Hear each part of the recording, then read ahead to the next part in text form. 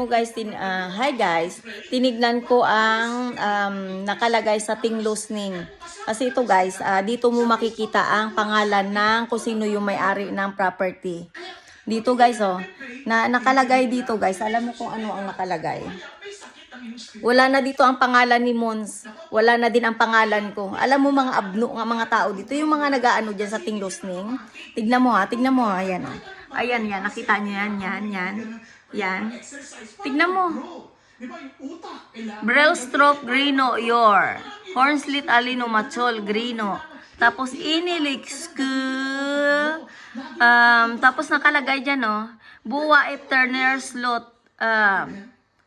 Alam mo guys, yung matanda na yan. Matagal nang namatayan.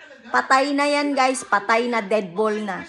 Pero yung hindi ko maintindihan, paano nila tinanggal sa Ting Losning ang pangalan ko at pangalan ni Mons. Diba? I-check ko pa guys kung ano. Kasi pinagluluko ako dito guys kung kailangan akong gawing bobo. Matanggalan lang ako ng property at karapatan sa Denmark. Lalong-lalo na pagdating sa... Wala dito guys. Wala. Personal.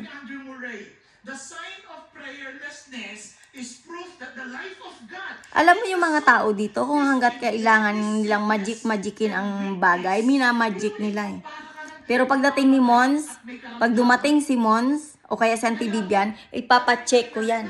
Hindi ako papayag na hindi ko makukuha ang kalahati ng bahay na ito. Bakit? Dahil karapatan ko yun. Kaya hindi nila ako pwedeng gagugaguhin sa Ting Losning.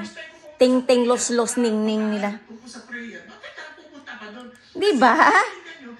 2022 ay nung bumili kami nung naglalagay ako dito, makikita mo yung pangalan mo dito kung saan. Pero ngayon guys, tinanggal nila guys. Wow. Astig na. Ganyan ngayon guys dito. Nagkakaroon ng magic disappear. Hanggat kaya nilang kunin ang property mo, ginagawa nilang magic disappear. Ayun lang guys, update ko mamaya, check ko pa. Bye!